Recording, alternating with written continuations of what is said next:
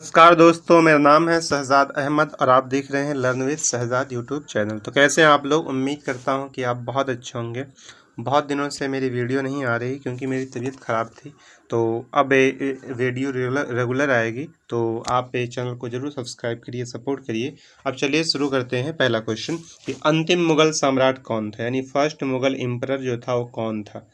बताइए। आलमगीर द्वितीय थे कि शाह आलम द्वितीय थे कि बहादुर शाह जफ़र थे कि अकबर थे? कौन थे बताइए। तो आपको पता है कि अंतिम मुगल सम्राट कौन था? बहादुर शाह जफ़र। कौन था? बहादुर शाह जफ़र। और याद रखिए ये लगभग 1835 से 1857 तक, 1835 से 1857 तक दिल्ली की गद्दी पर बैठे थे। और याद रखिए जब 1857 की क्रांति हुई थी तो इन्होंने ही नेतृत्व किया था, दिल्ली को नेतृत्व किया था। और इसके कारण इन्होंने अंग्रेज़ों ने इन्हें बंदी बना लिया और 1862 ईस्वी में रंगून में इनकी मृत्यु हो जाती है। तो याद रखिएगा अंतिम मुगल सम्राट कौन था? बहादुर शाह जफ़र था।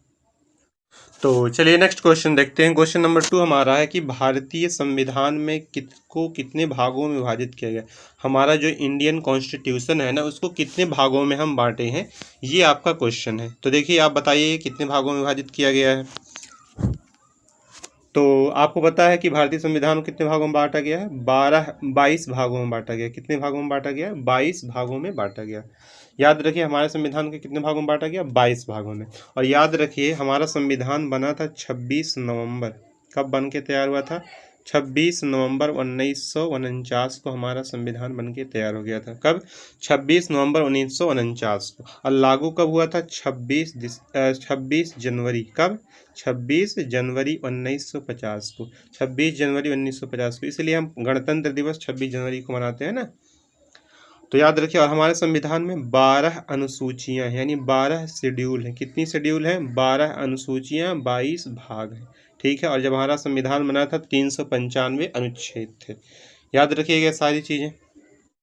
चलिए नेक्स्ट क्वेश्चन देखते हैं। क्वेश्चन नंबर 3 है आपका कि संविधान के किस अनुच्छेद में नागरिकता का वर्णन है, यानी हमारा जो कॉन्स्टिट्यूशन है उसके किस आर्टिकल में सिटीजनशिप के बारे में बताया गया कि नागरिकता कैसे दी जाएगी, कैसे ली जाएगी।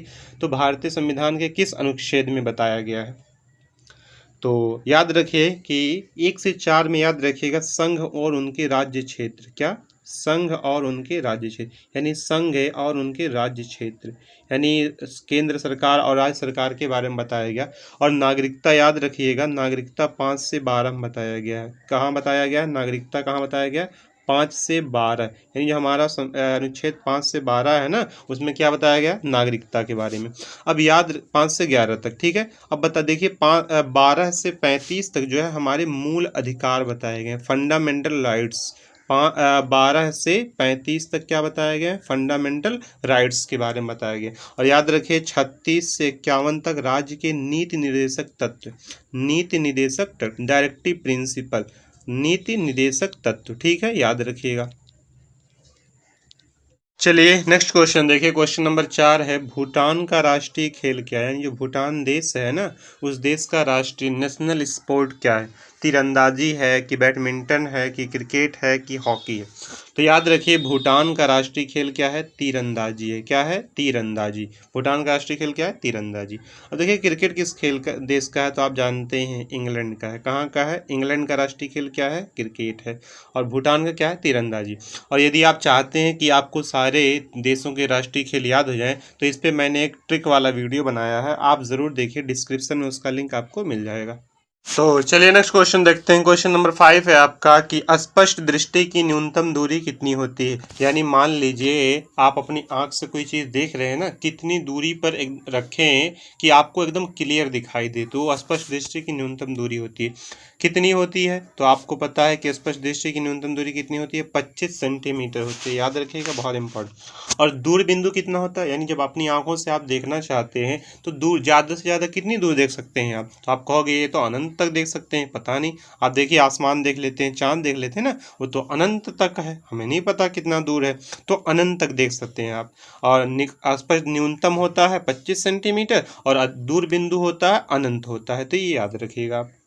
तो चलिए नेक्स्ट क्वेश्चन देखते हैं। क्वेश्चन नंबर 6 आपका है कि दूध का पीएच मान कितना होता है, यानी power of potential of hydrogen जो होता है कितना होता है। दूध का पोटेंशियल ऑफ हाइड्रोजन पीएच मान कितना होता है।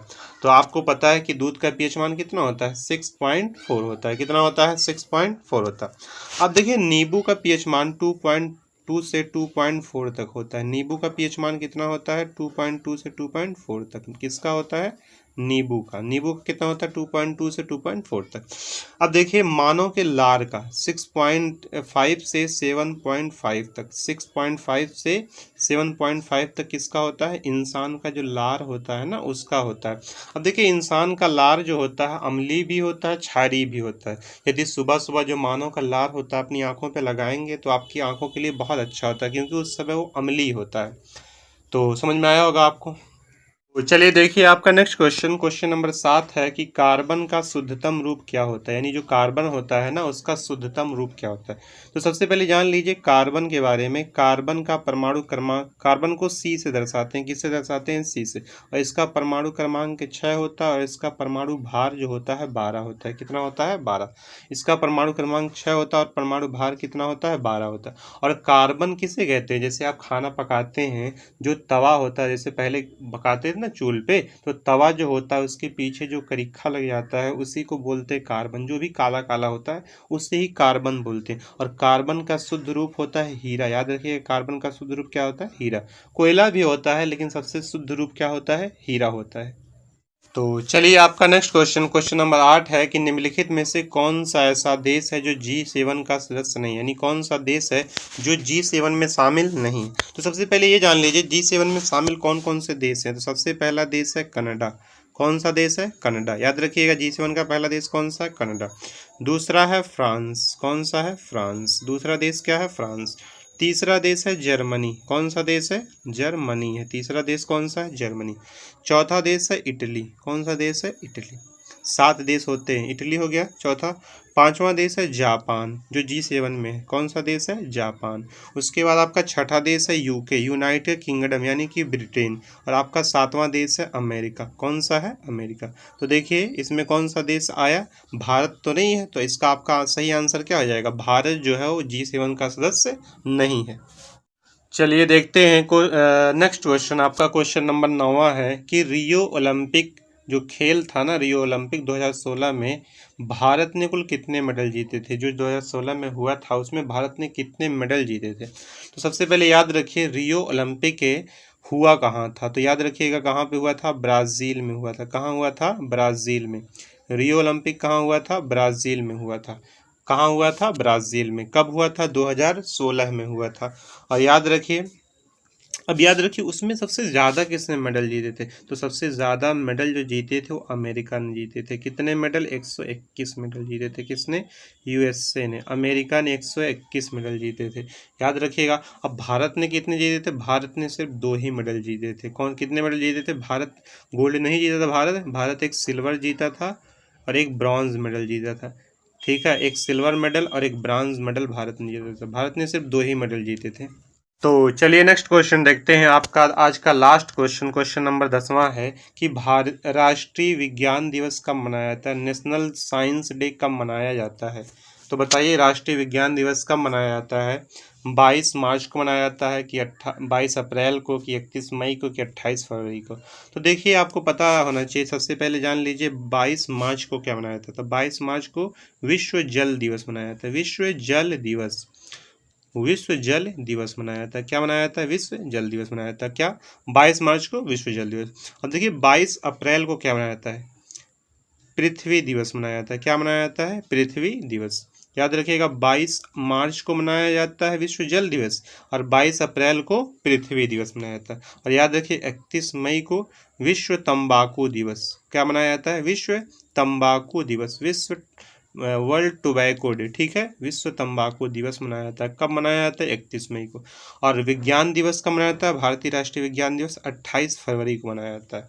तो उम्मीद करते हैं आपको समझ में आया होगा। अगर समझ में आया तो प्लीज़ एक लाइक ज़रूर कर दीजिए, इससे आपका कुछ जाएगा नहीं, हमें हौसला मिलेगा।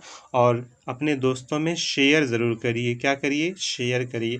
और अगर नए हों तो आपको पता है क्या करना है, चैनल को सब्सक्राइब ज़रूर करना है। क्या करना है? सब्सक्राइब करना है। देखने के लिए आपका बहुत बहुत धन्यवाद।